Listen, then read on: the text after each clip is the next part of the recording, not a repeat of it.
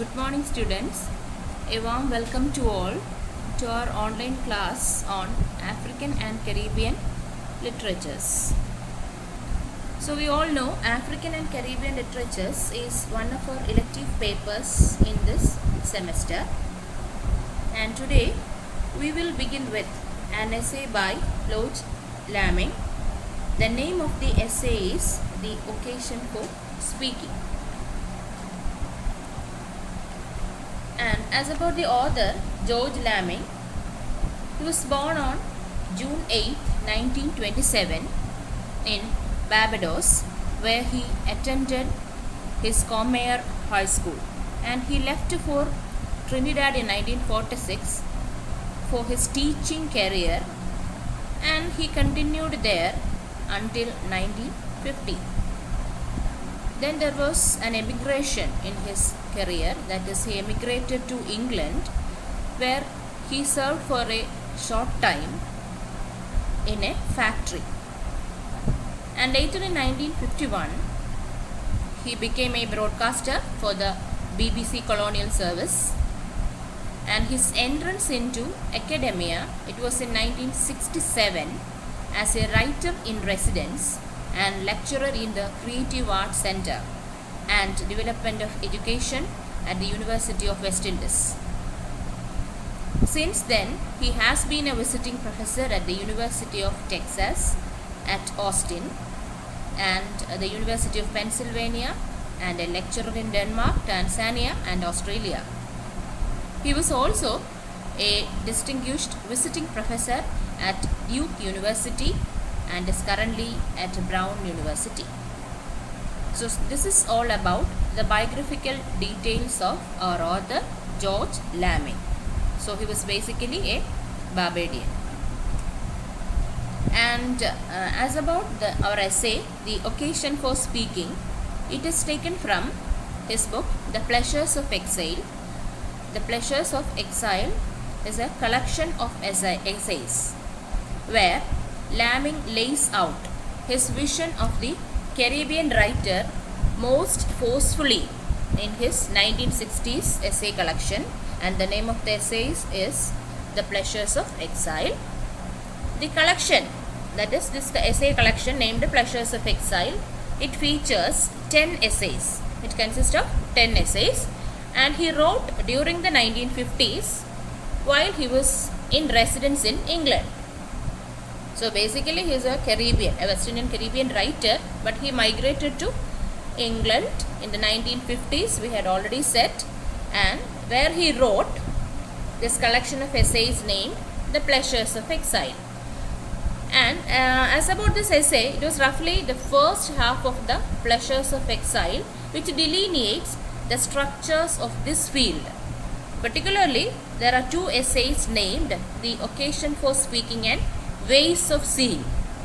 These are the two pivotal essays in this collection of essays named The Pleasures of Exile.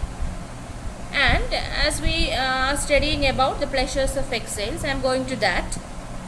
The main thrust of this essays, it is to offer an alternative source of authority for Caribbean writers who are trapped in the British field.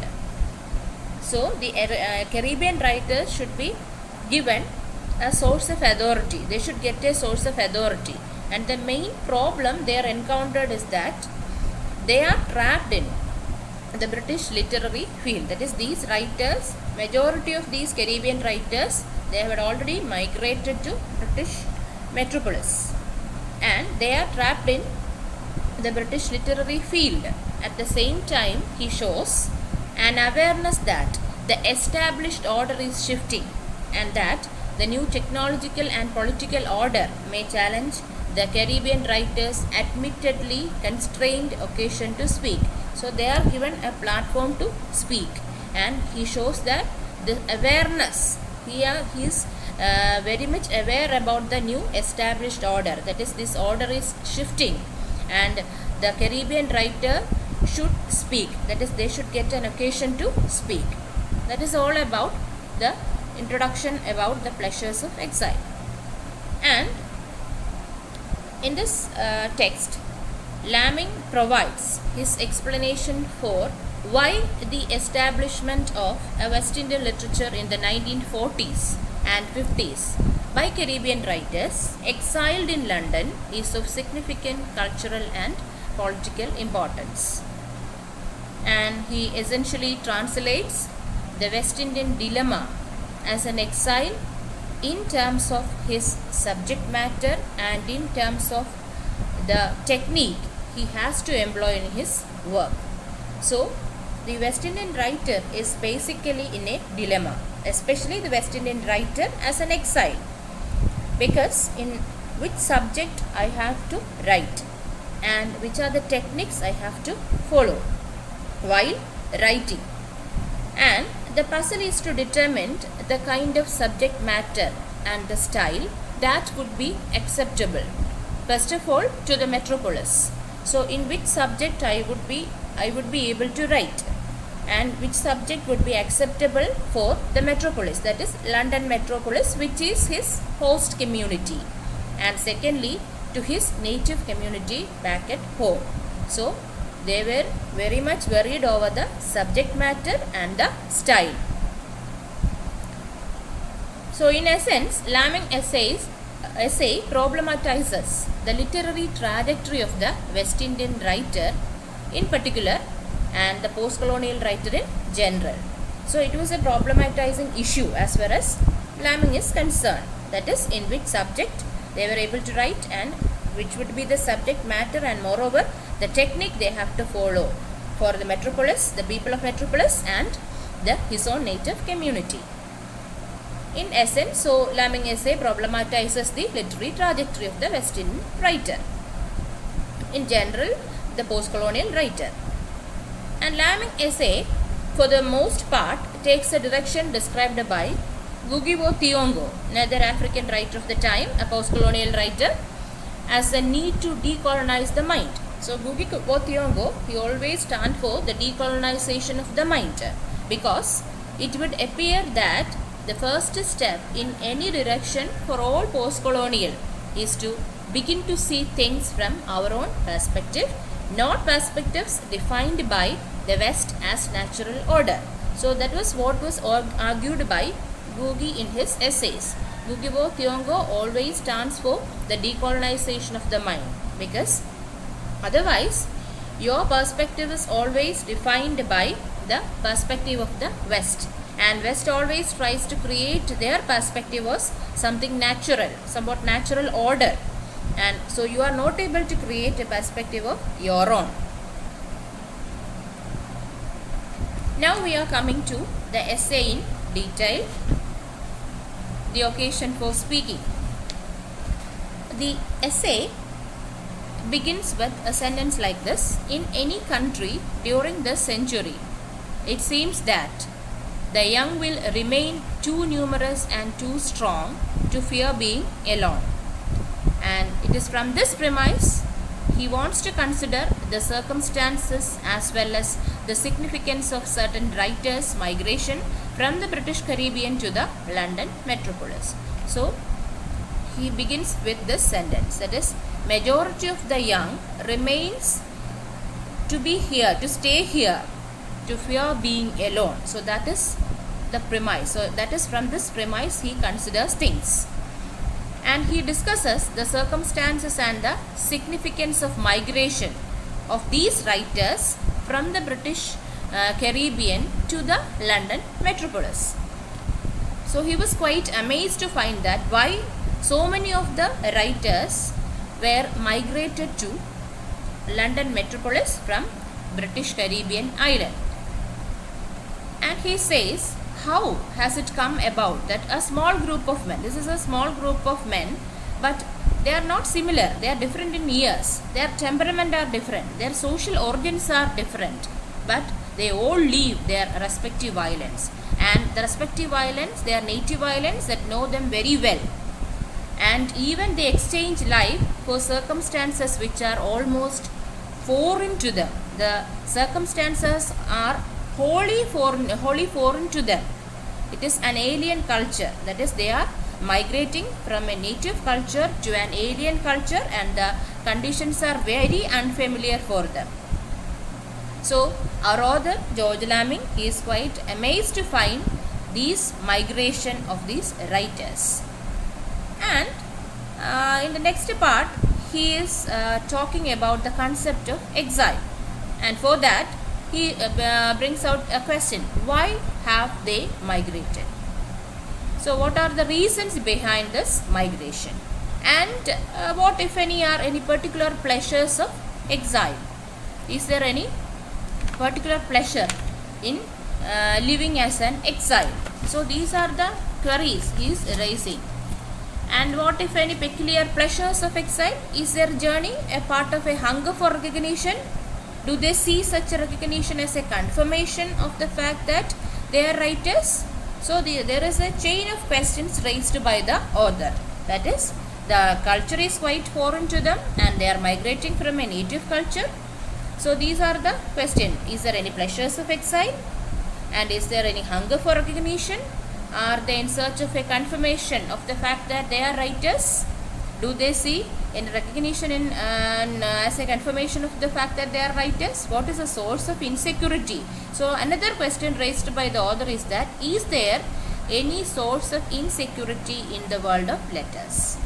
And what on the evidence of their work is the range of their ambition as writers whose nourishment is now elsewhere, whose absence is likely to drag into a state of permanent separation from their roots. So they are permanently separating themselves from their roots. And if you are permanently separating themselves from your roots, there may be a reason for that. And he raises so many questions for that. Then he came to the idea of exile. In the next paragraph, he deals with the concept of exile, and as far as he is concerned, the exile is a universal figure. Exile is a universal figure, and he said the proximity, we are close, our closeness to our lives, to the major issues of our time. We are living in an age and which we are confronted by so many issues. Of course, depending upon person to person, we dealt with issues differently, and that also is measured by our proximity of our lives to the major issues. That is how you are close to the issues of your time, and it demands basically two types of involvement. That is, the first one is political involvement, and the second one moral level involvement. That is, the proximity of our lives demands two types of involvement. We are always confronted by different issues and different problems in our society, and as a citizen of a state, it demands two types of involvement. The first level is political involvement, and the second level is moral involvement. And but there are certain persons, some may remain neutral. That is, at least majority of the persons have political or moral level of involvement. And he says that in many cases we are in chaos. That is the result of our thinking and doing. And when you think about the issue, ultimately you are moving to a state of chaos, because we are made to feel a sense of exile by our inadequacy and irrelevance of function in a society whose past we can't alter and whose future is always beyond us. So in many cases, we are made to feel a sense of exile in many of the issues or the problems in society, because we always feel a sense of exile. Maybe because of two reasons. He says that inadequacy, because of our inadequacy and irrelevance of function, we may feel like that because we don't have any role to play, and we thought that we cannot alter the society and we cannot alter the past, and the country's future is always beyond us. So these may be our assumptions regarding a particular society, and as a result of that, we remain idle or we are in a chaos, because we ultimately realize that we don't have a role to play in this society. Our role is nothing. We are nothing in this society, and this may lead to the condition of exile. This chaos leads to the condition of exile, and idleness. This condition of idleness leads to exile. Sooner or later, in silence or with rhetoric, we sign a contract whose epitaph reads like this: to be an exile is to alive. So if you want to alive, you should live as an exile. Okay. Now, these are the first 2 paragraphs of the essay. And now, we are moving to the 3rd paragraph. And the concept of exile is continuing. He says that here the exile is a man of colonial orientation and his chosen residence. It is not his native place, it is his chosen residence. And this chosen residence, it is a country which colonized his own country. So that is the dilemma. That is, he is now living in an exile in a country, this country which colonized his own country. So that is a pathetic condition of these Caribbean writers. They seek shelter in a country which colonized his own country, his own history. Then there are certain complications, of course, because for each exile he has not only to go to prove his work to the other, he has to got the approval of the headquarters, that is these Barbadian or this West Indian writer who migrated to British metropolis. He want the confirmation or he want the approval of headquarters. Headquarters meaning Britain, if he want to settle there. And then he talks about West Indians' relation to the idea of England. So in the first 2 paragraphs he talks about the concept of exile, that is what are the conditions which leads to the concept of exile. He begins the essay with why these people are migrated to London, and there are certain situations or there are certain things that leads to the migration, and he says that in this century young will remain too numerous and too strong to fear being alone. And he discusses the circumstances and significance of these migration of writers from the British Caribbean to the London metropolis. So as a writer, as a West Indian writer, he was quite amazed to find that why these migration happening, and he doubts why, because this culture, the migrated culture, is somewhat alien, somewhat foreign to them, and moreover these writers are migrating from their native culture. And if you are migrating from your native culture to a foreign culture, of course there are certain positive sides, because that is, the writer raises a series of questions. He raises the first question: is there any peculiar pleasure of exile? And the second question is, of course, is there a hunger for recognition? And the third one is there in search of a recognition as a writer? Maybe these writers may be getting publishers or translators, or they may not be getting enough money in their native land. Maybe these are the reasons why these writers migrated to an alien culture, and maybe in search of a very good literary career. Maybe where they are very ambitious, etc.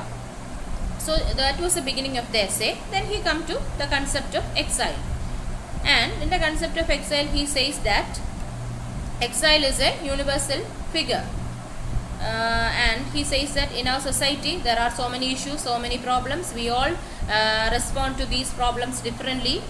Of course there are 2 levels of response. The first level is political level, and the second level is moral level, and above all there are a third stage, which is, he says, we are majority of us are in a state of chaos in the sense that the result of our thinking and our doing, because we are reached this condition, or we are made to feel a sense of exile by our inadequacy and irrelevance of function. That is, we have a notion that we can't alter this society, whose future is beyond us, and so we remain idle. And idleness can guide us into accepting this as a condition. So, this idleness leads to the concept of exile. That is, if you want to be an exile, is to be alive. Then he extends his talk on exile. That is, he says exile is a man of colonial orientation, and of course his chosen residence is the country which colonized his own history. So that is a paradox regarding his condition. That is, he lives in a country which colonized his own country, his own history. And when you are colonizing a nation, you are colonizing the history of the nation. Then, of course, the person who are living in Britain as an exile, he has to prove his mettle to, or he has to got the approval from the headquarters. Headquarters here means Britain. And in England, he does not feel the need to try to understand the Englishman. But as an exile, you should get the approval of the headquarters, that is England.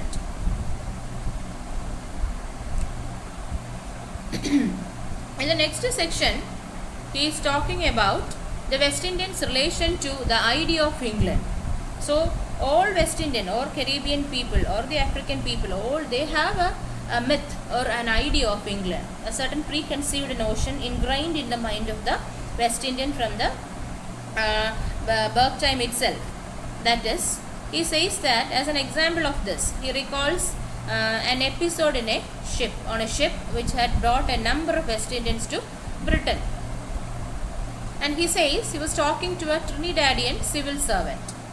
He was talking to a Trinidadian civil servant on a ship, and who had come to take some kind of course in the ways of bureaucracy. And this Trinidadian civil servant, he was about 45 years, very intelligent, and he is a senior grade officer of the Trinidadian civil service. And they were talking in a general way about life among the immigrants. So that was the situation he explains here. And the ship was almost steady, and the tucks were coming alongside. Suddenly there was a consternation in the Trinidadian expression. That is, somewhat he was quite amazed to find something. He said, but, he said, look down there. And he said, our writer Lamming said, I looked there. Since he had lived there for the past 6 years, he had been there for the past 60 years in England, he failed to see anything in particular. And this Trinidadian civil servant asked to Lamming what he had seen. Then I realized, he said in quotes, what was happening. The Trinidadian civil servant asked. He quotes, they do that kind of work? The civil servant asked. They do. They stands for the British people. That is, he meant the thugs were controlled by the hands of the white. They do. So, in spite of the films, in spite of reading Dickens, still he would have had at a school which trained him for civil service.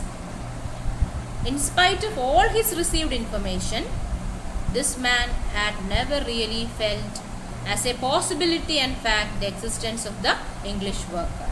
So, he never conceived or he never think about such a situation. That is, the English worker. That is, he asked the question, they do that kind of work. They do. That is, they could never imagine the English person as a worker working in a ship. So, that was a sudden bewilderment. The sudden bewilderment sprung from his idea of England. That was the idea of England. That is, they do that kind of work. He never conceives the idea that the English worker, he never digests that idea, the existence of the English worker. So that he cannot digest because somewhat the idea of England was ingrained in his mind from the childhood days itself. Even though he's a civil servant, a man of good worth and intelligence. So that was a condition of a person from West India or from Caribbean islands, an educated person from Caribbean islands. and he explains this incident in order to explain his idea of England.